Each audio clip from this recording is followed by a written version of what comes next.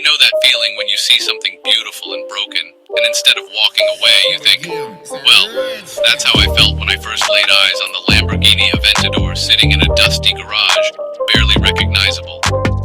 It wasn't the sleek, roaring beast it was supposed to be. It was more like an abandoned art project, except instead of a canvas, it was made of carbon fiber and Italian engineering. Why the Aventador? Simple. It's a dream. Ever since I could remember, this car was the definition of cool to me. Everything from its sharp lines to the aggressive purr of its engine. But finding one in my price range? That was like finding a unicorn in a thrift store. So when I found this one, with its battered body and the faint smell of mildew hanging in the air, I thought, the first time I got in, it was more of a than the usual. The interior looked like it had been through a monsoon and a toddler's birthday party all at once, but you know what? Challenge accepted. Now, let's talk about the restoration. Step 1, cleaning. And when I say cleaning, I mean, I've never seen so much dust in my life. It was like someone had tried to turn a luxury sports car into a time capsule. I spent hours just scrubbing the leather seats, which had more wrinkles than my grandma's favorite sweater. Every wipe down felt like I was peeling back years of neglect, and honestly, it was a bit emotional. Each pass with the cloth made me feel like I was one step closer to bringing this beast back to life. Next, the engine. Oh, the engine. I swear it looked like a scrapyard in there. I had to replace the air filters, some of the wiring, and of course the battery.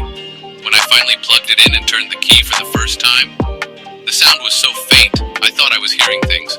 But there it was, a spark of life. Then came the fun part, the paint job.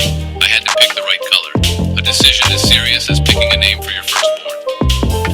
I decided to go with the iconic Lamborghini yellow because, well, you can't go wrong with the moment that fresh coat of paint went on and dried. It was like a whole new personality was born.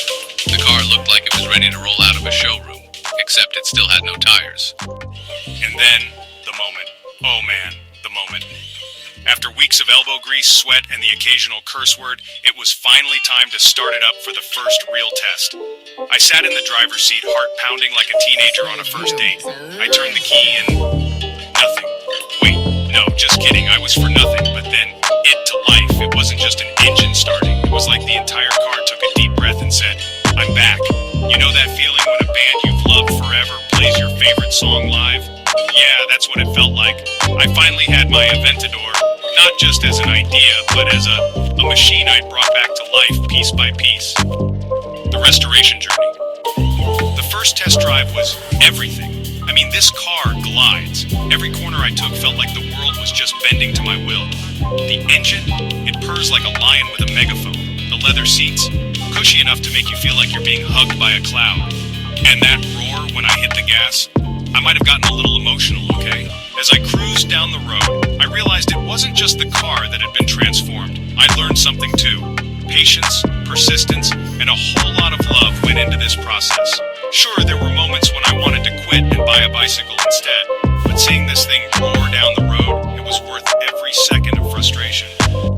At the end of the day, restoring a Lamborghini Aventador wasn't just about fixing a car. It was about taking something forgotten and making it extraordinary. And honestly, that's the best feeling in the world. So if you ever find yourself looking at something old, dusty, and broken, just remember a little TLC can turn even the most beaten down ride into a masterpiece. Keep restoring, folks.